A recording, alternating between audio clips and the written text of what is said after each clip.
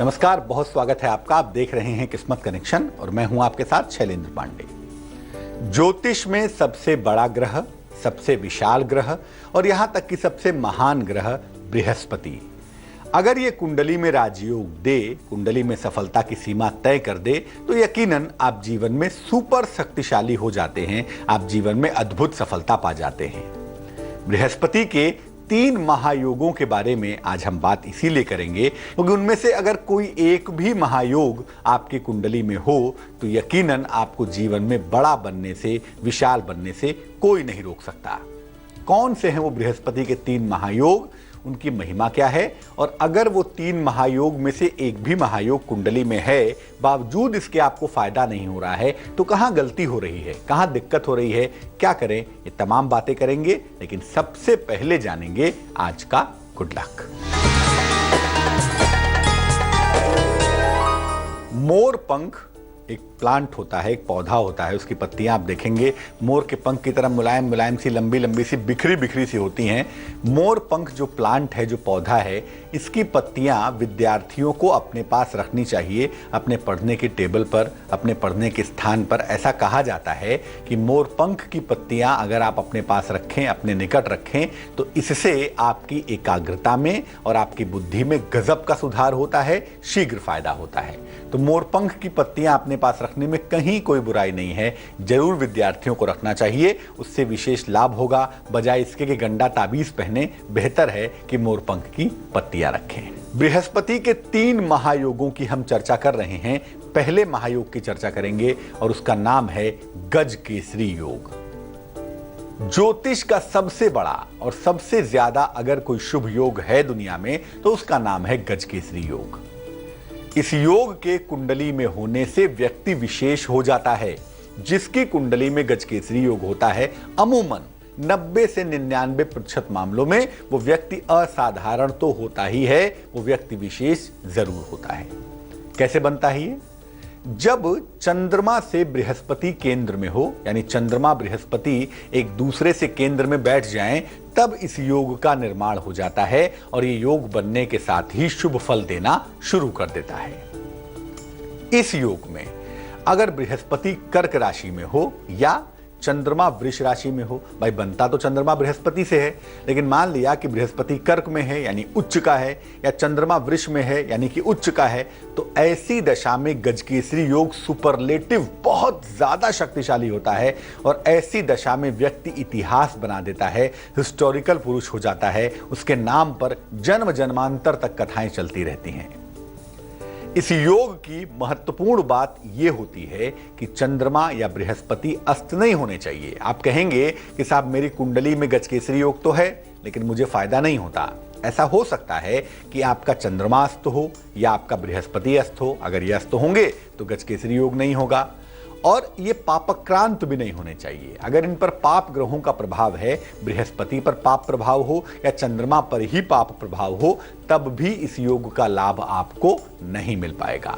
इसलिए इसका फल तभी मिलेगा जब चंद्रमा बृहस्पति दोनों या तो अस्त ना हो, शुभ हो, बेहतर हो और उन पर कोई भी पाप प्रभाव ना हो। जो कुंडलियां, जो लग्न बृहस्पति प्रधान होते हैं, जैसे मेष लग्न है, कर्क लग्न है, सिंह लग्न है, धनु लग्न है, मीन लग्न है और वृश्चिक लग्न है, इन लग्नों में ये योग ज्यादा प्रभावशाली होता है। जिन लग्नों में बृहस्पति ज्यादा फेवरेबल होता है, उन लग्नों में ये योग भी ज्यादा प्रभावशाली देखा जाता है। अब एक सवाल ये पैदा होता है कि कुंडली में गजकेसरी योग तो है लेकिन फायदा नहीं हो पा रहा है। क्यों नहीं हो पा रहा है? क्योंकि बहुत सारी चीजों पे हम गौर नहीं करते। अगर आपकी कुंडली में गजकेसरी योग है और आपको इसका लाभ लेना है तो कुछ बातों का आपको ख्याल रखना होगा। जैसे जिन कुंडलियों में ये योग हो, ऐसे लोगों को अपने बड़े बुजुर्गों का, अपने माता पिता का सम्मान जरूर करना चाहिए, अवश्य करना चाहिए। ऐसे लोगों को अपने खान पान और अपने आचरण में सात्विकता भी रखनी चाहिए। जितने सात्विक होंगे उतना ही उनके लिए बेहतर होगा, वरना इस योग का पूरा फायदा नहीं होगा। अगर कुंडली में गजकेसरी योग है तो झूठ बोलने से बचिए और मांस मदिरा का प्रयोग करने से भी बचिए, क्योंकि इसका प्रयोग करने से निसंदेह गजकेसरी योग काम करना बंद कर देगा। अगर गजकेसरी योग कुंडली में है तो दोनों वेला ईश्वर की आराधना जरूर करें, भले ही 5-5 मिनट ही खर्च करें, लेकिन 5-5 मिनट अगर सुबह शाम ईश्वर की उपासना आप करें तो गजकेसरी योग फलीभूत होगा। और अगर ये योग आपकी कुंडली में ठीक से काम करना शुरू कर देता है, यकीन मानिए आपको जीवन में सफल होने से कोई नहीं रोक सकता। मेष, वृष और मिथुन राशि वालों का वक्त कैसा है, आइए जानते हैं। मेष राशि, किसी परिजन के स्वास्थ्य को लेकर थोड़ी चिंता हो सकती है, ध्यान रखिएगा। काफी दायित्व आपको उठाने पड़ेंगे, लेकिन धन की दशाएं चूंकि बेहतर होंगी, इसलिए हर जिम्मेदारी आप निभा पाएंगे, ऐसा लग रहा है। शुभ रंग आपका सफेद होगा और भाग्य होगा 65%।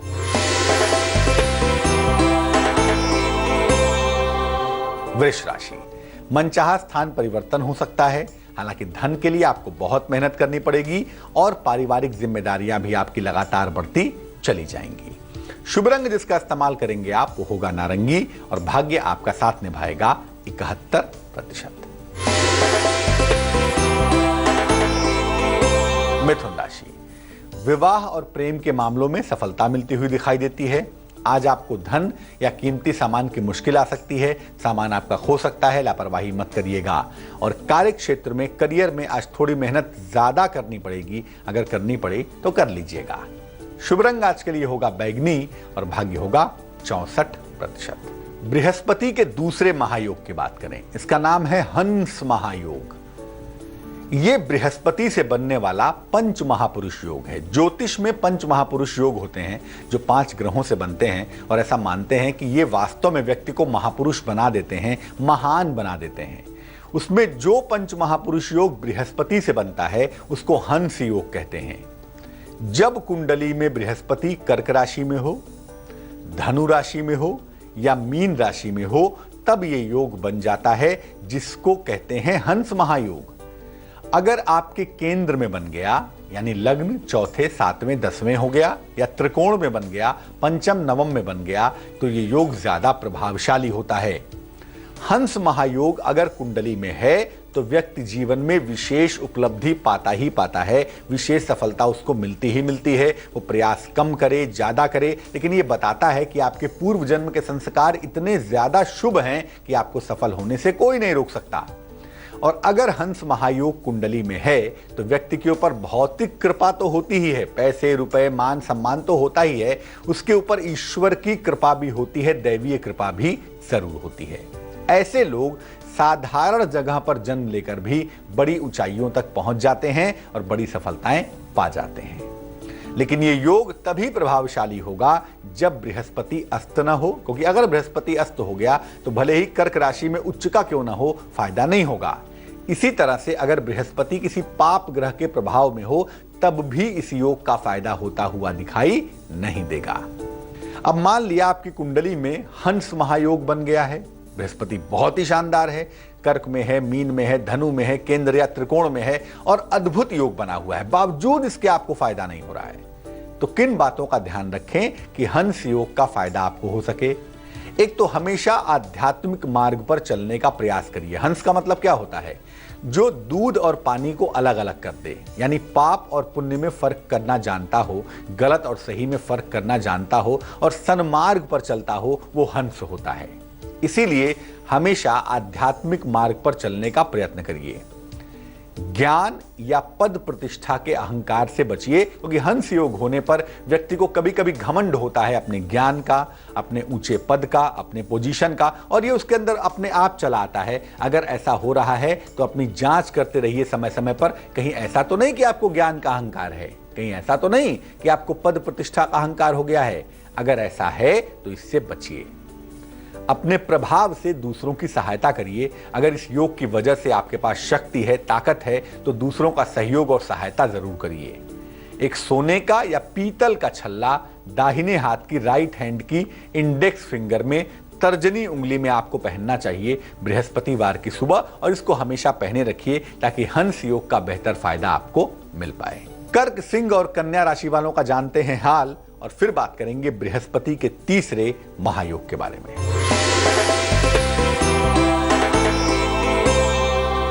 कर्क राशि, प्रेम संबंध आपके बिगड़ सकते हैं, पारिवारिक दायित्व आपको उठाने पड़ सकते हैं। कोई महत्वपूर्ण निर्णय लेना ठीक नहीं होगा क्योंकि मन आपका बेहतर नहीं है। शुभ रंग आपका आसमानी होगा और भाग्य होगा 79%।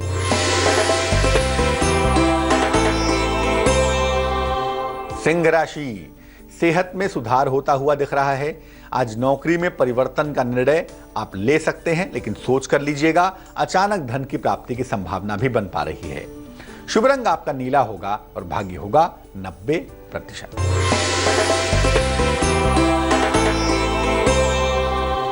कन्या राशि, स्वास्थ्य आपका बिगड़ सकता है। कार्यक्षेत्र में थोड़ा प्रेशर दिख रहा है, दबाव दिख रहा है। रोजगार में और धन की दिशा में जो मेहनत आप करेंगे उसके प्रयास आज जरूर सफल होते हुए दिखाई देंगे। शुभ रंग जिसका इस्तेमाल करेंगे वो होगा धानी और भाग्य होगा 44%। चलिए अब बात करते हैं आपके सवाल की। अनूप ने हमें मेल लिखा है, लखनऊ से लिखते हैं ये। जन्म की तारीख है 11 अक्टूबर 1985। जन्म का समय है सुबह के 9:40। जन्म का स्थान है लखनऊ। ये पूछ रहे हैं कि इनके वैवाहिक जीवन में बहुत सारी मुश्किलें हैं। मामला पुलिस कचहरी मुकदमे तक पहुंच गया है। डिवोर्स सेपरेशन की नौबत आ गई है और काफी पैसे मांगे जा रहे हैं इस मामले को सुलझाने के लिए। क्या करना चाहिए और क्या ये मामला आसानी से सुलझ पाएगा, क्योंकि पैसा बहुत नहीं है इनके पास, इनकी आर्थिक दशा अच्छी नहीं है। क्या करना चाहिए? अनूप, सबसे पहले बता दूं कि आपकी कुंडली में लिखा है कि जिस डिवोर्स के बारे में आप पूछ रहे हैं वो अवश्य ही होगा, होकर रहेगा। 2016 में जनवरी के बाद कभी भी ये डिवोर्स हो जाएगा। ये होगा आपसी सुलह समझौते से, किसी बहुत सोच समझ के, किसी ठोस निर्णय के साथ ही ये डिवोर्स आपका निश्चित रूप से हो जाएगा। दूसरी बात यह है कि इसमें आपको धन खर्च करना पड़ेगा, लेकिन जितना प्रेशर अभी आप देख पा रहे हैं वो प्रेशर जनवरी तक नहीं रहेगा। कुछ पैसा तो खर्च होगा ही, कुछ पैसा तो आपको देना ही होगा, लेकिन बहुत पैसा आपका खर्च नहीं होगा। वैसे भी बहुत पैसा तो है नहीं आपके पास। 2 उपाय करने की आवश्यकता है ताकि आपसी सुलह समझौते से प्रेम के साथ ये संबंध विच्छेद हो जाए, चीजों में कड़वाहट ना हो, चीजें बुरी ना हो। एक तो सुबह और शाम दोनों समय संकट मोचन हनुमानाष्टक का पाठ करिए। बाल समय रवि भक्ष लियो, उससे आपको फायदा होगा। एक मूंगा बनवा लीजिए, 12-14 रत्ती का मूंगा, तांबे की अंगूठी में, दाहिने हाथ की अनामिका उंगली में, रिंग फिंगर में पहनेंगे मंगलवार की प्रातः, तो जल्दी इस मुश्किल से बाहर आ जाएंगे। दूसरा विवाह भी आप अवश्य ही करने वाले हैं, लेकिन भगवान दूसरा विवाह 2017 के अंत में ही करिएगा, तभी आपकी भलाई बनी रहेगी। बात कर लेते हैं अब तुला, वृश्चिक और धनु राशि के हाल की।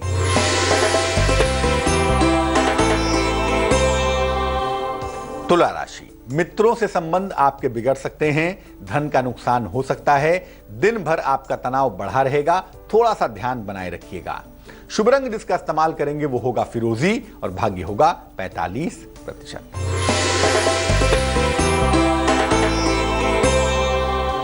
वृश्चिक राशि, कोई बड़ा आर्थिक लाभ आपको हो सकता है, सेहत आपकी अच्छी बनी रहेगी, कार्य क्षेत्र में मान सम्मान और यश की प्राप्ति भी आपको अवश्य होगी।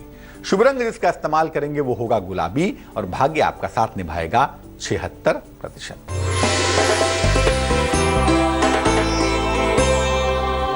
धनु राशि, नौकरी छूट सकती है, लापरवाही बिल्कुल मत करिएगा। कारोबार में फिलहाल धन का इन्वेस्टमेंट ना करें और कहीं ना कहीं पाचन तंत्र का, कोल्ड कफ का आपको ध्यान रखना होगा, वहां दिक्कत हो सकती है। शुभ रंग आपका आसमानी होगा और भाग्य होगा 50%। बृहस्पति के तीसरे महायोग की बात करते हैं, यानी अगर बृहस्पति कुंडली के केंद्र में है, केंद्रगत बृहस्पति हो तो क्या होता है? कुंडली के लग्न को, चतुर्थ भाव को, सप्तम भाव को और दशम भाव को केंद्र कहा जाता है। इन भावों में कुंडली का प्राण छिपा हुआ होता है। इन्हीं भावों को कुंडली का प्राण भी कहते हैं। इनमें से किसी भी भाव में अगर बृहस्पति बैठ जाए तो कुंडली परम शक्तिशाली हो जाती है। लग्न में बैठे, चौथे बैठे, 7वें बैठे या 10वें बैठे, तो कुंडली बहुत ताकतवर हो जाती है। विशेष रूप से अगर लग्न में बृहस्पति बैठ जाए तो एक तो उसको दिग्बल मिल जाता है और दूसरा केंद्र का बल मिलता है। इसलिए बृहस्पति लग्न में बैठे तो कुंडली को परम शक्तिशाली बना देता है। केंद्रगत बृहस्पति होने से कुंडली के तमाम दोष नष्ट हो जाते हैं। ऐसा कहा जाता है, किम कुर्वन्ति ग्रहा सर्वे यस्य केंद्रे बृहस्पति मत्त मातंग यूथा नाम भिन्नत्यो कोपकेसरी।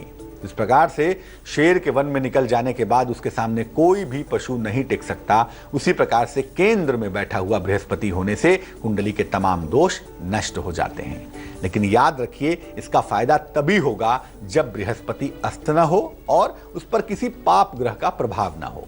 एक बात और भी है, केंद्र में बृहस्पति बैठा तो है, लेकिन अगर वो मकर राशि में बैठा है तब भी फायदा नहीं होगा, क्योंकि मकर राशि में बृहस्पति नीच का होता है और नीच का बृहस्पति फायदा पहुंचाने की स्थिति में नहीं होगा, भले ही वो केंद्र में क्यों ना बैठा हो।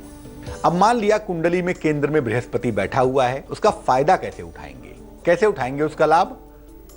नियमित रूप से ध्यान, पूजा और उपासना जरूर करिए। बृहस्पति का मतलब होता ही है धर्म के मार्ग पर चलना। धर्मो रक्षति रक्षितः, जो धर्म की रक्षा करते हैं धर्म उनकी रक्षा करता है। इसलिए नियमित रूप से ध्यान, पूजा, उपासना करिए। अपने मस्तक पर तिलक अवश्य लगाइए। अब बहुत सारे लोग कहेंगे तिलक लगाने में शर्म आती है, तो भैया आप ही जानिए फिर क्या करेंगे। लेकिन अगर मस्तक पर तिलक लगाते हैं तो निसंदेह आपका बृहस्पति प्रबल होगा और उसका पूरा फायदा मिलेगा।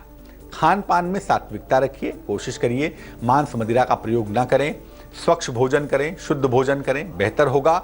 और अगर केंद्र में बृहस्पति है तो गायत्री मंत्र का जप जरूर करना चाहिए, उससे आपको विशेष लाभ पहुंचेगा और कम से कम बृहस्पति का जो संपूर्ण फायदा है, जो पूरा फायदा है, वो आप उठा पाएंगे। मकर, कुंभ और मीन राशि वाले फिलहाल क्या कर रहे हैं, आइए जानते हैं।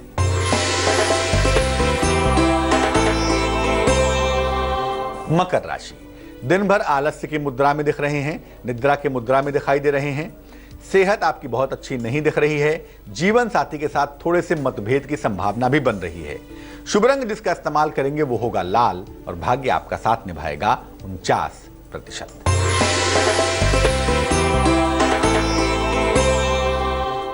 कुंभ राशि, धन का खर्च आपका लगातार बढ़ा हुआ है। मान सम्मान, उपहार की प्राप्ति हो रही है और परिवार में खुशहाली आ रही है, लेकिन प्रभु अपने सेहत का बहुत ध्यान रखिएगा। शुभ रंग आपका क्रीम होगा और भाग्य होगा आपके पास 70%।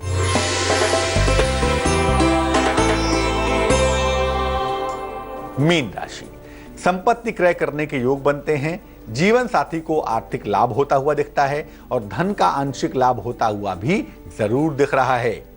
शुभ रंग जिसका इस्तेमाल करेंगे आप वो होगा सुनहरा और भाग्य होगा 83%। चलिए अब जानते हैं क्या है आज की सलाह। अगर आपका वैवाहिक जीवन खराब हो गया हो, बात तलाक तक पहुंच गई हो, आप चाहते हो कि शादी ना टूटे या आप चाहती हो कि शादी ना टूटे, तो जो चाहता हो विवाह ना टूटे वो उपाय करेगा। क्या उपाय करेगा? एक तांबे की कटोरी ले आइए छोटी सी, उसमें शहद भरिए और मध्य रात्रि को, मिडनाइट को भगवान शिव को अर्पित करिए। घर में एक शिवलिंग रख लीजिए छोटा सा और उसी पर अर्पित कर दीजिए, और नहीं तो भगवान शिव का चित्र हो तो उनके सामने रख दीजिए। बाद में उस शहद को प्रसाद की तरह ग्रहण कर लीजिए। ये उपाय लगातार 9 दिन तक करिए। किसी भी बृहस्पतिवार से या रविवार से शुरू करके ये उपाय लगातार 9 दिन तक करें। मानसिक पीड़ा धीरे धीरे कम होगी और वैवाहिक जीवन टूटने से बच जाएगा। आज के लिए किस्मत कनेक्शन में बस इतना ही। कल फिर हाजिर होंगे किसी नए विषय के साथ, आपकी समस्याओं के सरल समाधान के साथ। तब तक के लिए मुझे दीजिए इजाजत और आगे देखिए रिश्तों की कहानी संजय सिन्हा के साथ। नमस्कार।